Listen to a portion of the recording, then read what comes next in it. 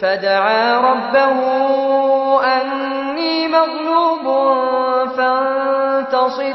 ففتحنا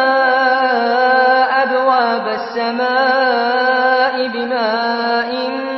منهمر وفجرنا الأرض عيونا فالتقى الماء على أمر قد قدر وحملناه على ذات ألواح ودسر